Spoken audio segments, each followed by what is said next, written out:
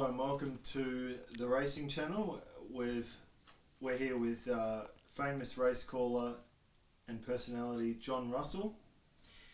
John, I'd like to go right back to the beginning to your career. How did you get involved in horse racing? Well, it started off with, the first horse I can remember was a horse called Wyfale in 1935, winning the Grand Annual Steeplechase at Warrnambool. And I was at the tender age of 4 at the time.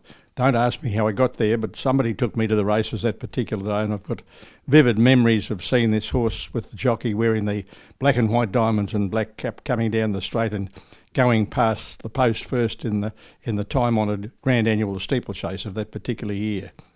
That was the first memory I had of racing, and I must have become fascinated by the whole area of it, or the aura of it, because I used to listen in those days, a little boy, to the likes of Eric Welsh, a great commentator of the time of broadcasting the horse races, as was Jim Carroll, two noted commentators, and they delivered the goods to all the listeners, of course, and kept them well informed as to what was going on, and I sort of mimicked them as much as I could, and listened as much as I could to them at every opportunity on the big radio, or now it was then in those days it was called a wireless. Now it's radio, of course. You don't hear wireless used much, but this big Astor wireless that we had used to listen there to all the broadcasts around the place, and developed a very keen interest in the horse sport at that point. Now, you would have called some famous races over the journey. Can you recall your first ever Melbourne Cup call? Oh, very much so, yes. I remember, because when the phone went that morning, at about 7 o'clock, I picked it up to say good morning, and nothing came out of my mouth. It was silence, and I thought, God, what's going on here? I've got no voice. Obviously nerves of some description, but then it came good and I was on my way. But that was a pretty startling start to that Melbourne Cup day of 1977. But things came good.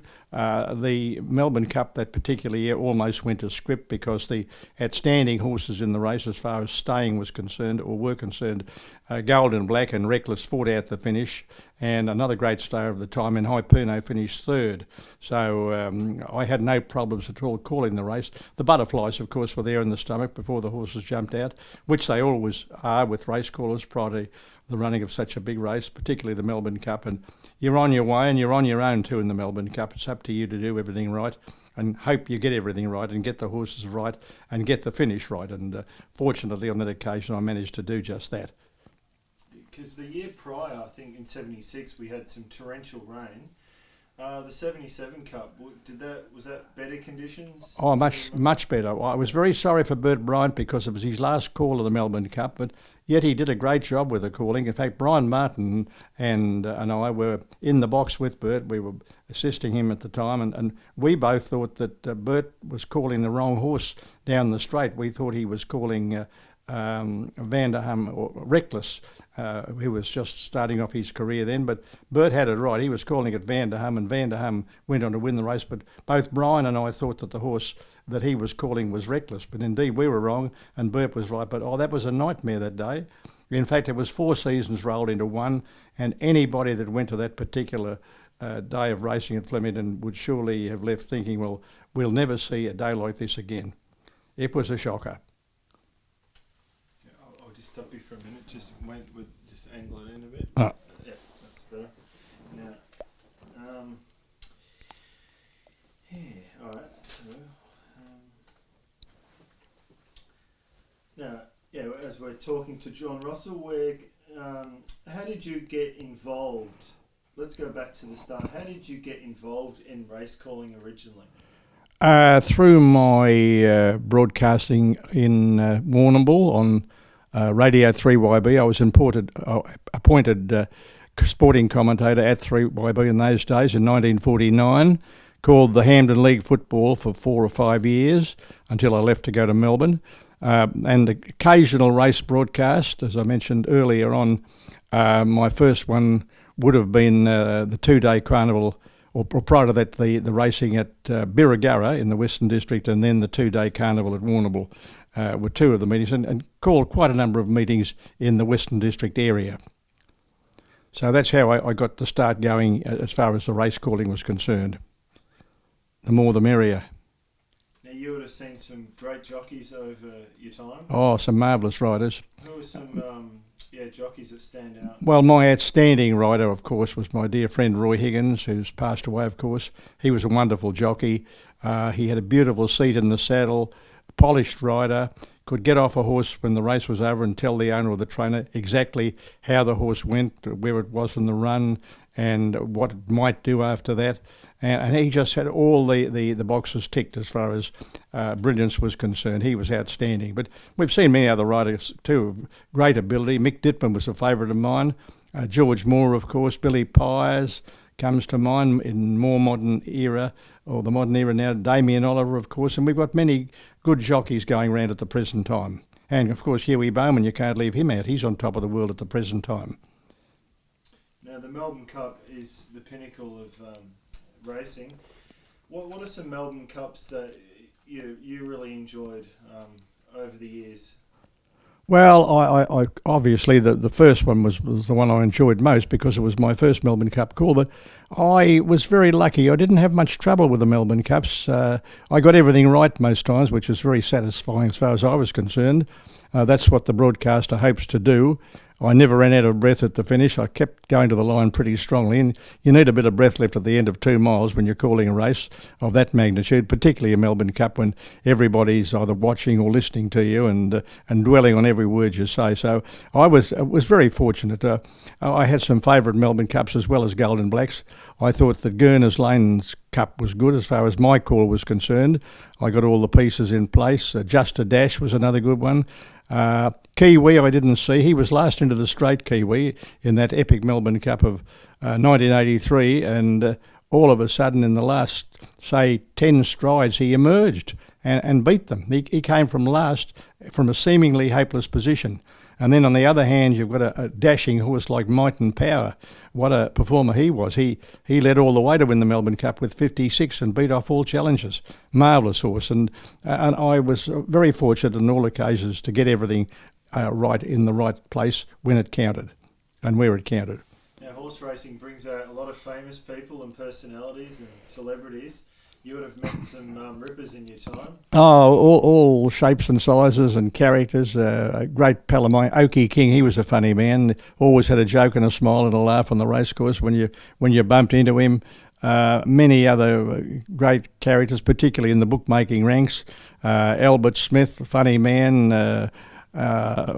Bill Morrell, Ray Williams.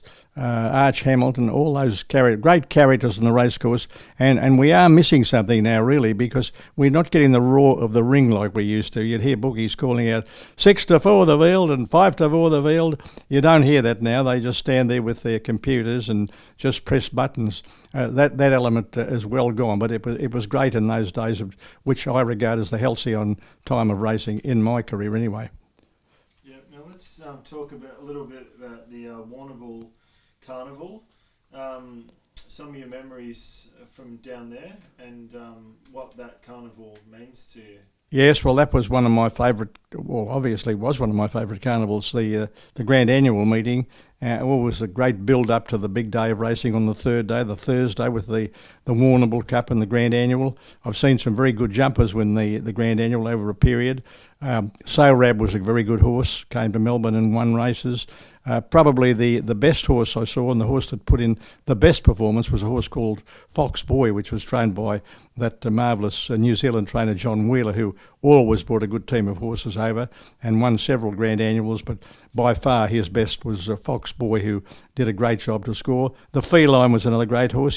He ran every fence down in the race. He covered more ground than the early settlers, really, but he was still able to win because of his cat-like ability to save ground in one sense. Despite the fact he was running around, he didn't seem to lose much, and he went to the line to win in great style.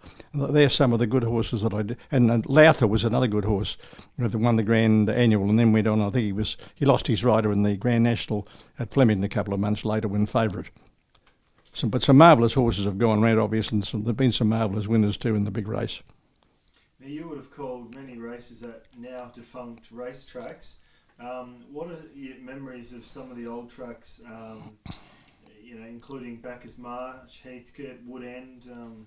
Can you touch on Yeah, that? well, Bacchus Marsh was down in a basin sort of thing. You went right down into a valley to go to the Bacchus Marsh races. A ramshackle old joint, I must say, but it was still racing and still racing at its best, and some pretty good horses won there. Wood End was a very good course with a very long straight. I think it was about 2.5 furlongs in the run from the turn to the winning post in those days, and it was also the mecca for some good horses to take out the race, particularly the Wood End Cup. Don Garra was a good horse. I recall winning the Wood End Cup, among others. Just two of the courses. Other courses, well, Koroit was an interesting course in the Western District of Victoria. Wallace in just near the Ballarat area. Bungaree. Quite a lot of courses that, of course, disappeared into the past well and truly by now. If there's a track you would love to bring back and you miss on the top of your list, is there one certain track that you'd love to see again, or?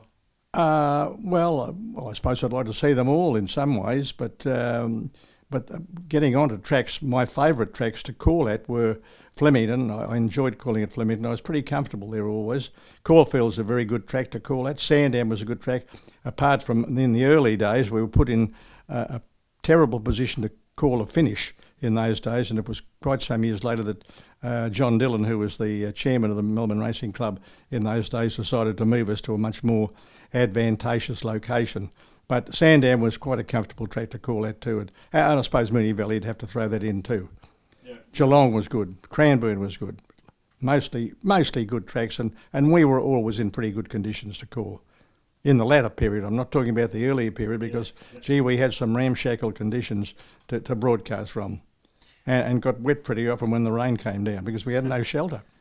Now, was all your calling done through binoculars, or did you have a television monitor? Well, the majority obviously through binoculars because there wasn't any television around in those early days, and it wasn't until probably the 60s, of course, when television emerged, and I never called off the television set. I always relied on looking through the binoculars to give my calls to the races. Yeah. Now, from memory, the first Melbourne Cup to go live as a full-day festival showing was the 1979 Melbourne Cup. That's correct. Channel 10 took over. That must have been a big thing at the time. Wonderful. I think they dedicated a Channel 10, as it was in those days, or Channel O it was in those days, dedicated an hour to that particular day. And then, of course, it progressed to a full day, and starting off at 9 in the morning and finishing at 6 o'clock in the evening. It certainly progressed and certainly put racing on the map, particularly the Melbourne Cup Day, right around the world. And what are some of the best horses you've seen, in your opinion? Best horses, Tulloch was an outstanding horse. In the staying ranks, you had Rising Fast, a marvellous stayer. I think he won 9 races at the Spring Carnival in Melbourne in 1954. Red Craze wasn't far behind him. A great horse, carried huge weights, won the Caulfield Cup with 9 stone 13, coming from 13th at the half mile. Dominant in those races as far as stayers were concerned. Even Stevens was another great horse, and as I mentioned in more recent times, Might and Power and Kiwi came along. And in the sprinting ranks we had the class of Manicato, 5 William Reid Stakes at Weights for Age, speaks for itself. A marvellous sprinter, great horse, and of course you can't forget Black Caviar with 25 out of 25. That speaks for itself. And I did omit to say that in my ranks of staying horses, you couldn't leave out Maccabi Diva because of her 3 wonderful Melbourne Cup wins. Yeah, unfortunately we lost a great trainer in Bart Cummings. What are some standout trainers you've seen over the journey that... Well, the top 3, and there was a tape on them called The Dominators, Bart Cummings, Tommy Smith and Colin Hayes. They to my mind, were the outstanding trainers that I've seen. Well, the points were on the board, weren't they? Look at Bart Cummings with 12 Melbourne Cup winners, a record that I don't think will be equalled in our time by any stretch of imagination. I don't think it will anyway. Colin Hayes, marvellous trainer from South Australia, produced many good horses. And Tommy Smith with his 34 trainers' premierships in New South Wales. What more can you say? They were outstanding. Now, you were in a lucky position. You also, not only did you call in Australia, but you actually got to go overseas quite a bit. Talk about what countries you visited and some stories about your time overseas. Yes, well, I was invited to call at Seoul in South Korea back in 1968. Frank Ford, who was a leading bloodstock agent at the time, was asked by the president of the Korean Jockey Club to bring a team of Australians to Korea to publicise their racing, and also the fact was that it was their opening of their new racecourse in Seoul. And I was lucky enough to get a Guernsey with Frank on the trip also. Jeff Lane was on the trip, Jim Johnson, Kevin Mitchell, Alan Simpson, Frank's son John Ford was on the trip also. And on the way through, we picked up a jockey from the Philippines, Jay Solog, and his interpreter, Dr. Rafael Tianlock. We had a marvellous time. We went from Melbourne, of course, to the Philippines, Japan, Korea, where we did 3 days of racing there, all Quinella betting in those days. And Frank got me to call a race on the second day of the carnival. Of course, the Koreans didn't know what I was talking about, so I could possibly got away with a bit that I wouldn't have got away with here, but with the funny named horses. But it was a new idea, and they caught on pretty quickly. By the end of the carnival, they had their own public address man endeavouring to call a race. He was copying off me to some extent, but he didn't do a bad job. But that was Seoul. I've called it the Philippines. I called it San Isidro in the Philippines. That's San Lazaro in the Philippines. I have seen racing in San Isidro. That's where the Carlos Pellegrini, the big race in South America, is run. I've been to the Kentucky Derby, of course. Marvellous days racing there, a real highlight. Epsom Derby, the Royal Ascot, Irish Derby, French Derby, and of course racing in New Zealand. So I've had a good look around as far as seeing some of the races and race courses are concerned, and also some of the broadcasts that I took part in. What did you think of Royal Ascot? Do you think that's on par of the Melbourne Cup, or do you reckon it's bigger? Well, it's a different type of thing. It's a huge grandstand there now, as we all know, and those people that have been there. And certainly Australian sprinters helped put it on the map in one sense, because we had Chasseur, who went there in, I think, 2002 or 2003, and he was the forerunner of several good sprinters that won the big races over there. Miss Andretti was another one, of course. Takeover Target and Black Caviar in more recent times. They really put Australia on the board as far as the sprinting was concerned. Royal Ascot, an entirely different type of track to Flemington, but a wonderful viewing area and great to be part of that particular carnival, which of course is held in June every year. Now, you would have gone to many events over the time as well, like testimonial dinners and racing functions. Is there any maybe racing functions that you attended that you walked away from thinking, shit, that was pretty good? Well, they're always pretty good. The Carbine luncheons are a great day. Derby Eve Carbine luncheon. A good friend of mine, Frank Williams, in fact two good friends, Frank Williams, Les Roach, and a bloke called Marig Davies, formed the Carbine Club in 1961 it was, from the back room of a hotel in Footscray, the Buckingham Hotel, and they were having a counter lunch that day, and decided to form a club. And somebody said, what are we going to call it? And I think Frank said, we'll call it the Carbine Club. Well, then it has really mushroomed. They've got branches everywhere in the world. I'm fortunate enough to be a life member of the Thoroughbred Club, which I was one of the originals of the Thoroughbred Club, which was formed in 1968.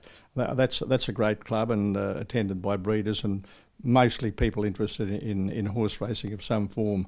And you always that's always run on the Caulfield Cup Eve. They have their special lunch in the Thoroughbred Club prior to Caulfield Cup the next day. So they're always well attended and always greatly look forward to. They would obviously be the outstanding luncheons I would have attended. Yep. Now, not only were you involved with the horse racing, but you called a famous Dandy Dollar Dash during the halftime VFA broadcasts in the 70s and 80s. That's right. Gibbs. Yes. Can you touch on a bit about that, how you become involved in that? Well, actually, I was a foot runner of little account. By that I'm saying that I didn't win any races in VFL or VF VAL ranks, Victorian Athletic Club ranks, and through that, and knowing Phil Gibbs as I knew him, great pal of mine over the years, and when Phil was appointed sporting editor of Channel O, as it was in those days, the original Ansets channel, and they started doing the association football at halftime on the Sundays.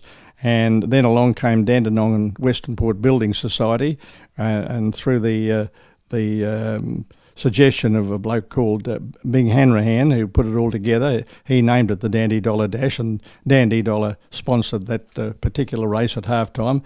Much, viewed by many people all around the country, and much enjoyed, I think, by many people. And Phil asked me what I call the Dandy Dollar Dash, which I was pleased to consent to do so, and had a lot of good years doing such, in the position of calling that particular race. There was two races, the 400 and then the 120, I think it was.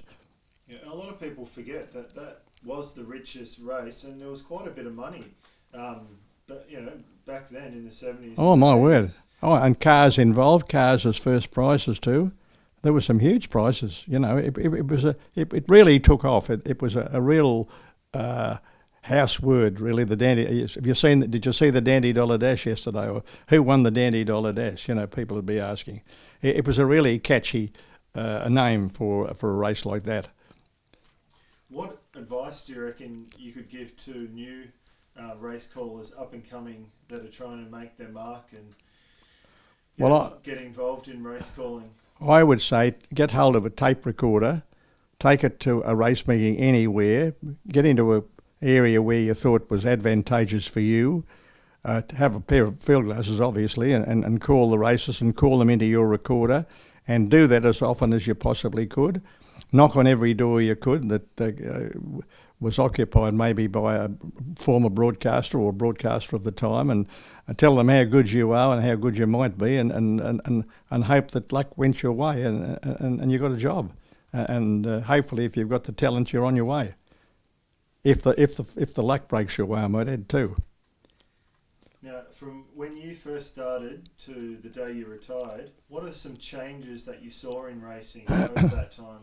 Oh, the advent of the TAB was a big thing, because prior to that it was mainly bookies, not so much tote, but when Sir Chester Manifold formed the TAB, Totalisator Agency Board, in 1961, it was really on its way, and it really took on from that point on, and look what it is today. It's just mushroomed, branches all over the place, and as well as that, we've got the corporate bookmakers in big numbers, now betting on all types of not only horse racing but sport of every description. It's a real varied potpourri of any sport you want to bet on. You can get a bet. Now, was there any famous incidents or races over the time that stand out in your mind that you can remember, or maybe some controversies or anything that springs to mind over? Well, the one that springs to my mind most was the Kyneton Cup of 1954, when two horses went across the line, the favourite Gay Satin and a horse called Paratone, and I was the course broadcaster on course. No photo finish in those days, it wasn't introduced at that point, and I was quite emphatic in my mind that Paratone had won by a clear head, and the numbers went up into the frame, and number one, Gay Satin's number, went up first, with Paratone second. So I said, there seems to be some confusion here, and the next thing the crowd started booing, and the numbers were pulled down. They used to put them up in a semaphore and pull them down again, and the judge put the same numbers up again, and more booing, and then I was called into the steward's room by the head steward, Mr. Saker, who was a huge man with a booming voice, but his bark actually was worse than his bite, as I found out later on. But on that particular day, he blew the tripe out of me. What do you think you're doing? You're inciting the crowd to riot, But the placing stood still, and I'm sure that day there's no doubt in my mind that Paratone did win the race, but unfortunately the wrong number went up. Just one of, not that many incidents, but it does happen from time to time. Now, what you retired in 2002, is that correct? 2003. 2003. Mm-hmm. And what made you sort of hang up the Well, I had problems with my eyesight. I had developed a situation called macular degeneration, which can affect 1 in every 7 Australians, I understand. It's a terrible thing, and as you go along, you gradually disintegrate as far as your sight is concerned, and that's what I got. And I knew I was making mistakes myself, so that's when I decided, well, enough's enough, and I'll just stop now, or quit while you're ahead, so to speak. Can you recall your last race that you called? I would say it was at Yarra Glen, and it was one of Rick Hall Lacey's horses won the last race. I can't think what it was, but Rick's colours were orange with the brown diamonds, and I think I confused them with some other colours or something. Not a huge blunder, but enough to sort of say to myself, well, that's it. Yeah. Now, I've noticed there's a book you'd like to speak about. Oh, no, it's just that at one stage of my career, John Craven, who was a leading writer at the time, a marvellous writer he is too, got me to be the subject of this book, which we called An Ounce of Luck, and written by, as I say, John Craven, and it was pretty popular. It came out in 2008, actually, and it was well received by the public. It was mostly complimentary, which was a good thing. But anyway, that was another little thing that happened along the way. Yeah, no, very good. Now, in closing, is there any other stuff you'd like to chat about? Well, I think that racing, the prize money is huge if you can get a good horse, and it's wonderful to get a good horse. It's costly, of course. We've got things happening now like the Cobalt situation. Probably in 6 or 7 years, nobody will be talking about that. The whip rule is under a lot of controversy at the present time. I think racing is going along pretty well. Maybe we have a race meeting too much. There's a lot of horses going around, and I suppose they've got to be catered for, so you can't blame the racing clubs for putting the meetings on. But no, I think it's in a pretty stable stage at the moment, and it's pretty good. There's a few other things before we close. Look, you don't have to be a racing fan to understand the legacy that Phar Lap had. What made Phar Lap so good? And there's a lot of controversy about the way that horse passed away. What's your opinion? What's your thoughts on Phar Lap? Well, he was just an amazing horse from go to woe. Like, he was purchased for 160 guineas in New Zealand. It didn't do much early in his career, but then his trainer, Harry Telford, stuck with him, and then he started to win and win and win. And he was a great lifter for a lot of people during the terrible depression years of the 1930s. They flocked to Flemington. Phar Lap was on everybody's lips, this great horse. And, of course, winning that Melbourne Cup in 1930 when there was an attempt made earlier to shoot him, and Tommy Woodcock, his faithful handler, he managed to get him away from the line of fire, and he was taken down to Geelong on the Sunday after he won the Melbourne Stakes, it was then now the McKinnon Stakes. He was taken to Geelong, smoked away, and got back to the races just a short time before the Melbourne Cup, took his part, and of course brilliantly won the race. It was a marvellous effort, and at odds of 11 to 8 on, he was the shortest price favourite ever to win the Cup. And of course then he went to America, as we know, and won the rich Awa Caliente Stakes in Mexico, and then sadly he was poisoned by picking at some weed that, as Tommy Woodcock told me, he said it was nothing to do with any poisoning, deliberate poisoning, but just one of those unfortunate things where the poisonous weed was in the grass, and unfortunately he got it in his system, and he succumbed as a result of it. Do you reckon he would have went on to win more races? Well, who knows, but he certainly had the points on the board, and he was just an outstanding champion, and in that race in America he certainly beat the best that the Americans could put up against him. So the sky was the limit as far as he was concerned, and what a great pity it was he didn't go on, and that unfortunate incident did take place when he lost his life. Now we're in 2016. The Melbourne Cup is going to be just around the corner as usual. At this early stage, who's your? What are we in now? We're in nearly in May. Who's your? Give me a few tips.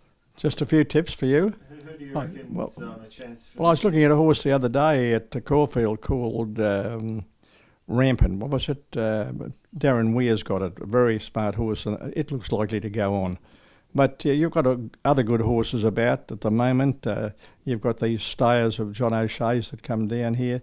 Etymologies, I think, a horse might show improvement. And, well, at this stage, I couldn't give you a tip at this stage. There's going to be a lot of water under the bridge, Cameron, before the Melbourne Cup comes along. All right, John, thanks very much for joining us, and I wish you well in the future. And thanks for having me, Cameron. Thank you very much. Thank you. All the best. Cut it. We got there just in time.